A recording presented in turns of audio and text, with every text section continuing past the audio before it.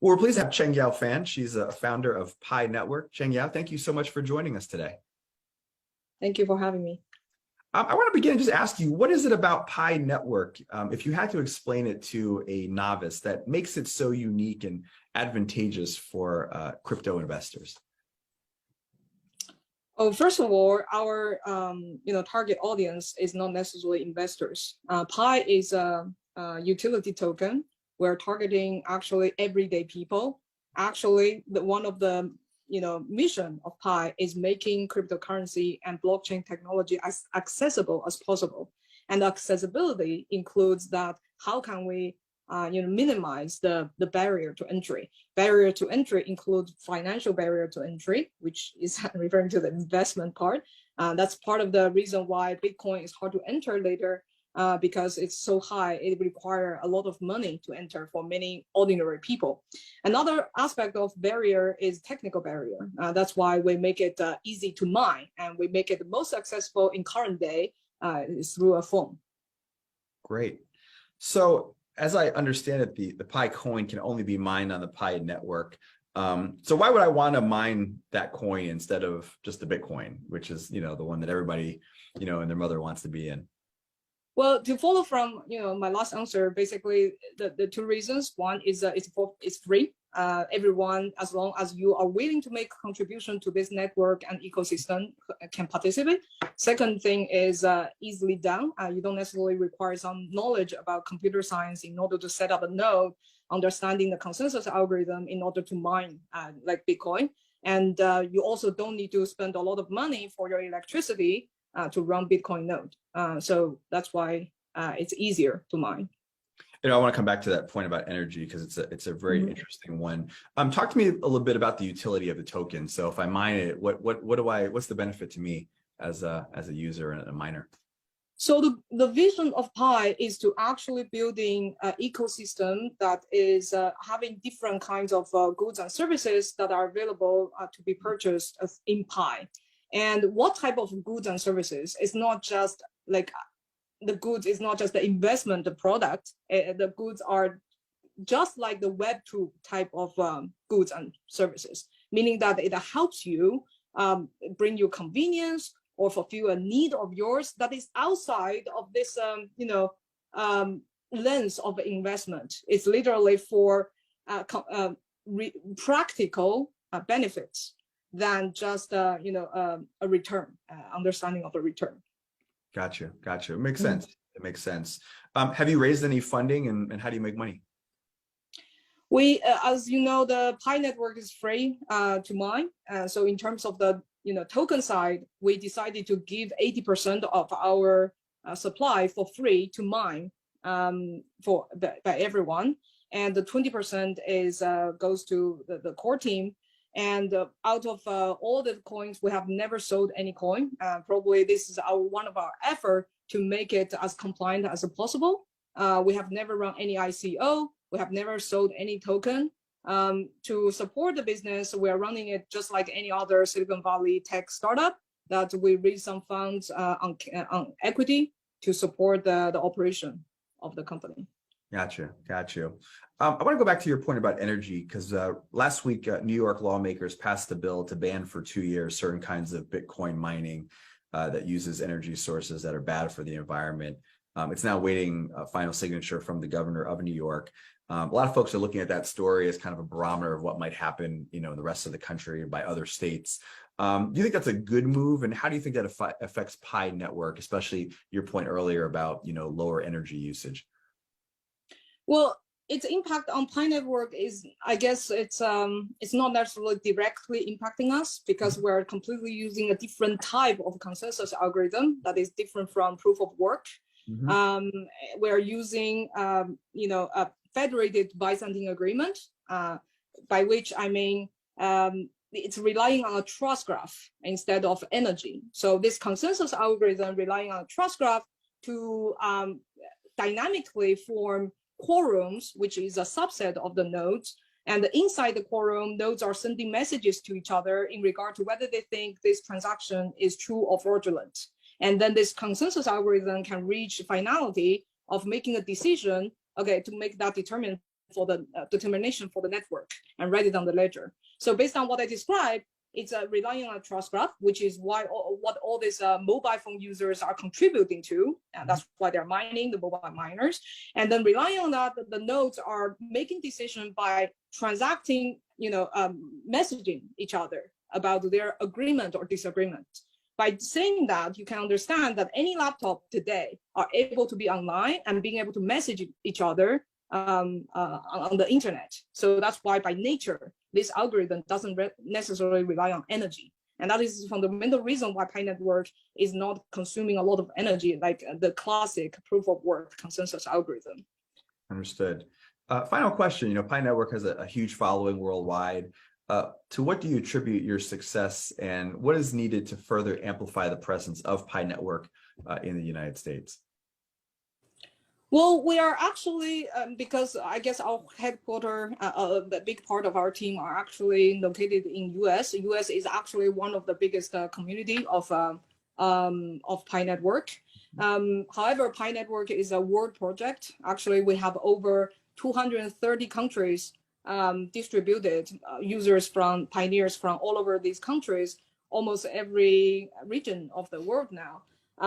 We are, not necessarily trying to increase a certain population because it's a world project, but in order to build on top of, to grow in every region, we need to basically continue cultivating more utilities, continue to build our community, continue to hold, bolster our sense of identity of being part of the Pi Network.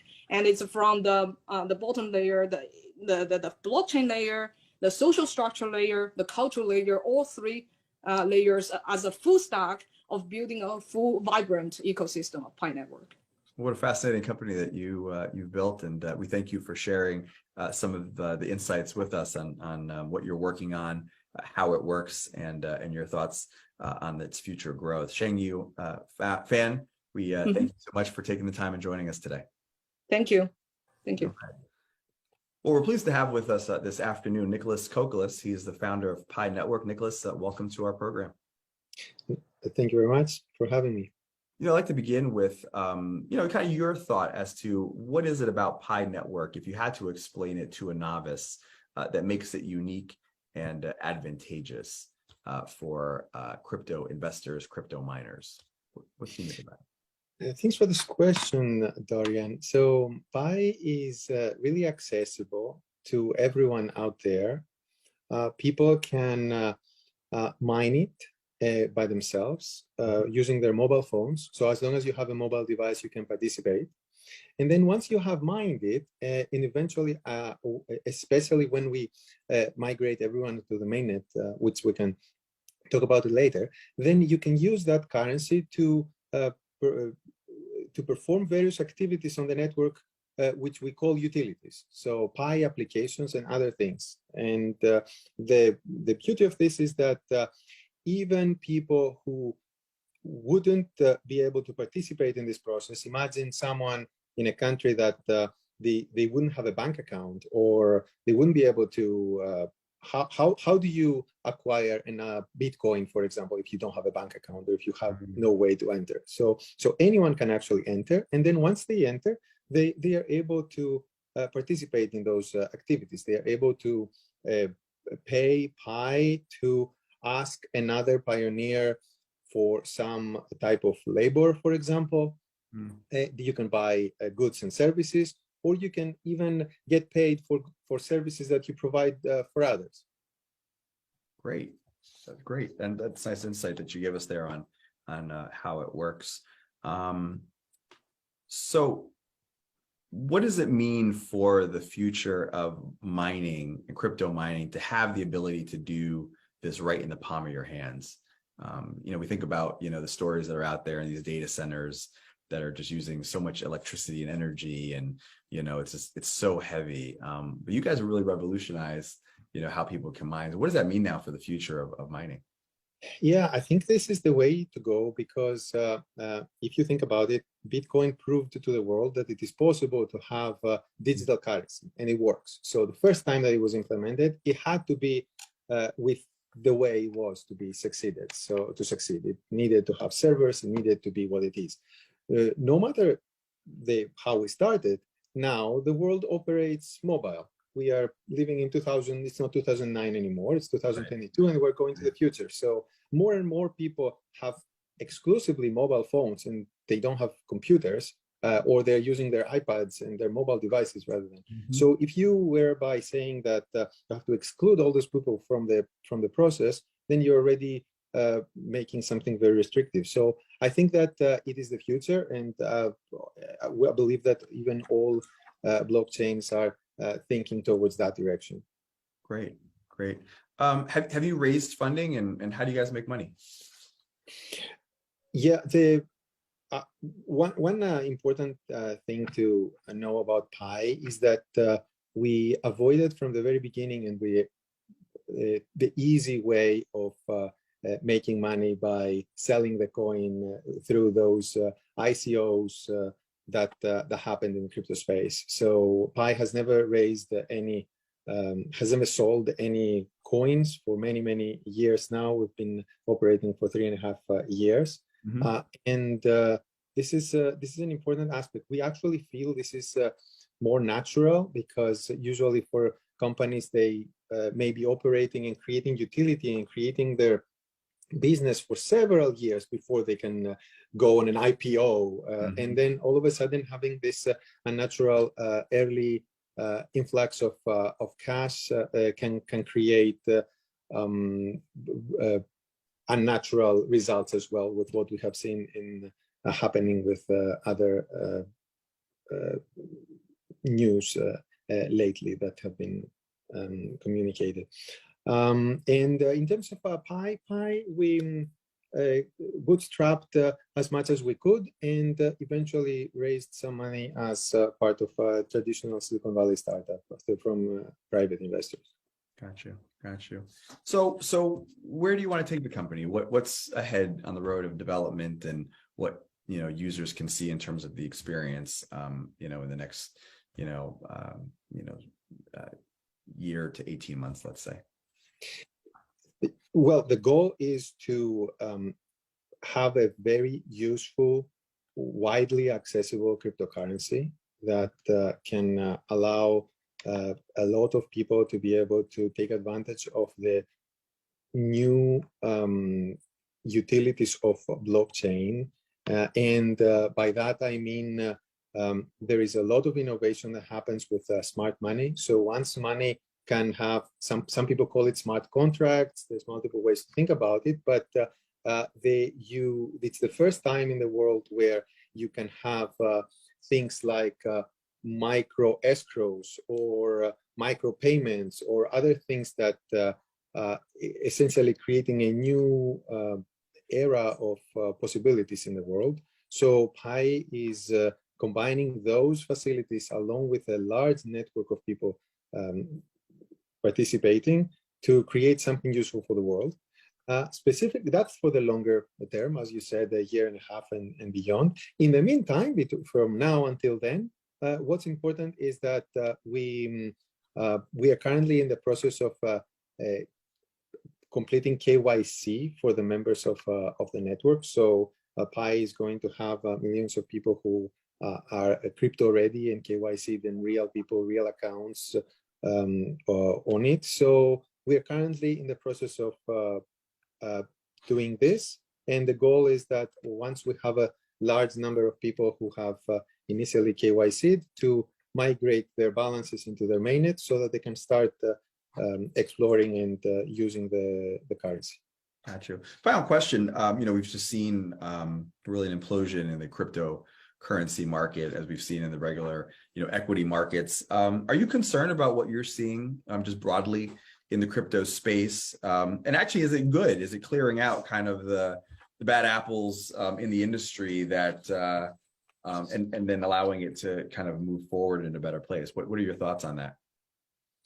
Yeah, well, it's usually an unpleasant thing to hear that any market may be going up and down. At the same time, it is a natural cycle that it happens all the time, and we have seen it in crypto multiple times as well, that there is a cycle. I also agree with the second part of your question that you mentioned that this helps possibly clear out some activities that are maybe happening with the wrong incentives. So things that are more less of pointing towards something useful, but more leading the world towards, let's say, games, financial games that they can trick people. That clears out the landscape. But overall, for Pi, as I mentioned earlier, we never raised, we never sold Pi to any person. So there's no one who can be sad that the down cycle is here right now, because no one bought it at a higher price and now it's a lower price because no one could buy it to begin with. So essentially, to the Pi network, the way that the currency is used hasn't really been affected by the external market at all, because I can give you an example. Right now, people are spending 1 Pi to request to be KYC'd by the network. This 1 Pi, and everybody is paying 1 Pi, this 1 Pi is pooled and then distributed to some human validators, other people in the network who are helping complete the validation. So there's a pool of Pi that is then being paid out to the validators. So within the Pi network, before the crash, people were paying 1 Pi. During the crash, they were still paying 1 Pi, and after the crash, they're still paying 1 Pi, and they're getting paid the same amount that the validators they would. So there was completely no effect at the moment. So now in the future, of course, we all live in a connected world, right, and we don't necessarily, it's not necessarily always going to be living in a vacuum, but that's the current situation. So what's a Pi worth? I'm curious. So Pi is worth what pioneers make it worth. So in this specific case, that I described, you need to spend 1 Pi to get yourself KYC'd, and that 1 Pi is distributed back to validators, depending on how many validators are needed for each validation. Great. Well, Nicholas Kokkalis, we're grateful to have you with us today. Thank you so much for your time. Thank you. All right.